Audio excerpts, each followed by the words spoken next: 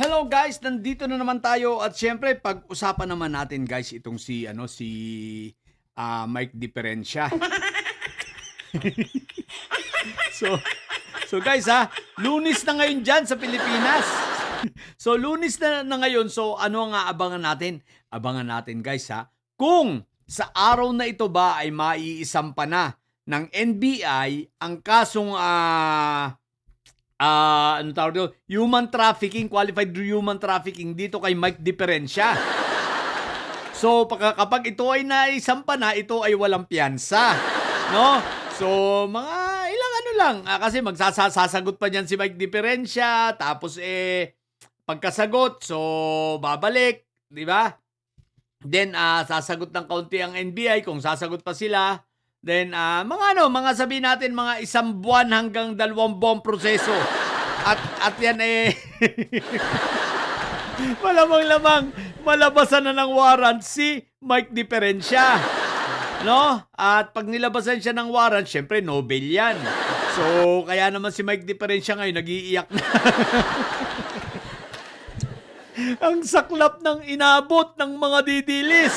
At hindi lang yan napakadami ring warrant na harapin nitong 18 marites, kasama pa actually anytime soon pwede ring labasan ng warrant itong si Mike Diferensya. Laban naman dito sa mga isinampa nila Anyo, nila Dilima, so napakarami no. Pati yung 18 marites, pati ito si Baluga. Si Attorney Baluga. So ngayon, minalas na ang mga didilis. Lalo na yung 18 marites, no, minalas na. So ngayon, dahil sa mga kamalasang ito, napuno sila ng malas, pinag-aabot ng malas, napalpak na lahat ng kanilang mga plano. At isa sa ebidensya, napalpak na ang kanilang mga plano at hindi na talaga sila makakausad at hindi na matutuloy ang pinapangarap nilang people power. Ay nung tanggalin na. Tanggalin na yung mga stage nila doon sa may harap ng Senado. So ngayon, paano pa sila mag-people power niyan? Tinanggal na yung mga stage doon. Tinanggal na yung kanilang mga tarpaulin doon. Tsaka yung si Inday Sayad nila at nilang karton. Tsaka si tatay nilang karton.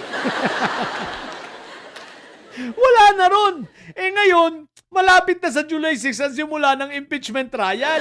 So ngayon, domino effect na yan, no? Ang epekto na ngayon nito ay tuloy-tuloy, lahat puno na ng kamalasan. Hindi na nila matutuloy ang people power. May mangungulungan pagdating ng mga araw, mga ilang panahon pa, no?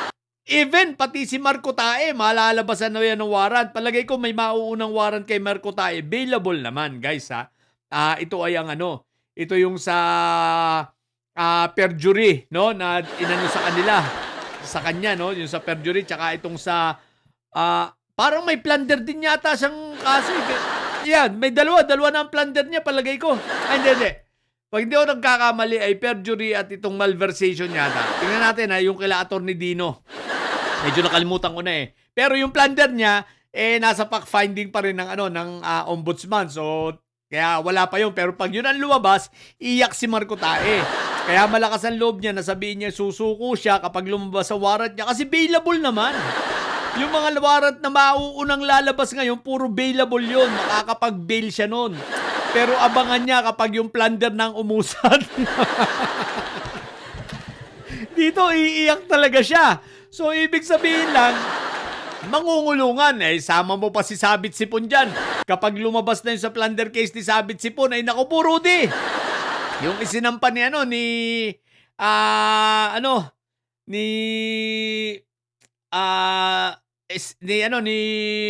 Attorney Estelita Cordero, no? So, lahat ng yan ay mangungulungan yung mga yan. No? Kaya tingnan natin kung saan sila pupulutin. Ang pinakamalas dito ay si Inday Sayad, tsaka itong mga may Sayad siblings. Anyway guys preparado na naman sila Inday Sayad talagang tatakas yung mga yan. Sa katunayan may property na silang nabili dito sa sa Europe no. So tatakas talaga sigurado. Pag na-impeach, sabay takas na sigurado na yan. So ano yan, wala na.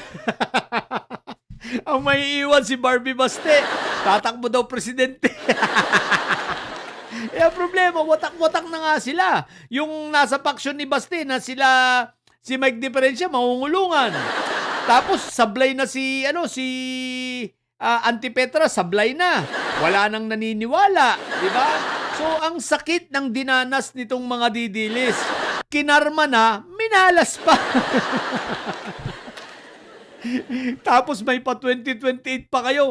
Nangyari na sa 2028 nyo. Ang sigurado ako sa 2028, mga nakakulong na yung mga yan. No? Sigurado ako ron, mga nakakulong na yung mga yan. At si Inday Sayad, tumatakas na. Tsaka si Yutman. Si Bonggoloy, mukhang nakakaramdam na ha. Medyo nagdadrama na rin. Pero wala pa naman. Kaya lang, syempre ngayon, masyadong magiging sikreto ng ICC ngayon dahil sa nadala na sila kay Senator Espriquitic. So, ano talaga, magiging sikreto na yan yung paglabas ng warrant ng ICC. Kumbaga, gugulatin na lang yan si Bonggoloy. Pero Bonggoloy, pag-aabutin ka pa naman sa laya, matik na. Bumaliktad ka na lang. Total makakukulong ka na rin lang. Wala na. Iano mo na rin si Sayad. Tawag ron, ilagay mo na rin sa kumunoy. Total, trinidor ka naman yung mga yan di ba? So, tridorin mo na rin. Di ba? Isipin mo yung ginawa sa best friend mong si Hanilet na nila Saya, di ba? Paghiganti mo man lang si Hanilet, Bonggoloy. Dahil sa mga kasamaang ginawa nito kawalang hiyaan, di ba? Para naman kahit papaano maipaghiganti mo yung kayong kaibigan. Ikaw lang ang inaasahan na magtatanggol sa kanya Dahil nga sa'yo ipinagkatiwala ni Fentabo yan. Di ba ga? At yun nga lang, ipinasa mo kay Ipi. Patay tayo dyan. Anyway guys, saan napupulutin ang mga didilis? Ha? Nagdiferensya, mangungulungan. So, abangan natin. Attorney Matibag, Director, pakibilisan nga po yan. Para magsimula na kaming magbilang ng araw. No? At para magbibilang na kami, countdown na. Kawawa rito talaga. Guys, nakikinikinit ako na yung 18 marites, no? Hoy, warning nga pala sa mga basta ikaw ay may bago na ngayon, basta ikaw ay anti-Duterte, kumontra ka sa kanila, matik na nakatanggap ka ng malita. Ang daming nakatanggap ng malita. Ay, Diyos ko, puro di lahat na yata nagko-content ng mga pro-administration nakatanggap ng malita. Hanggang ngayon nakatanggap ng malita. Halip ako sa mga didilis na ito Anyway, sige na. Huwag lang kayong mawawala. Diyan lang kayo didilis Stay put lang kayo kasi mawawala ang kaligayahan namin. Alam nyo naman, kayo lang ang nagpapasaya sa amin, yung mga kabubuhan ninyo, di ba? Kaya kami masaya. Kaya huwag kayo mawawala. Diyan lang kayo. Manatili lang kayo mga bobo at may sayad, okay? So yun lang. Manatili kayong bobo at may sayad. Sapagkat may sayad, laging high blood. Bye!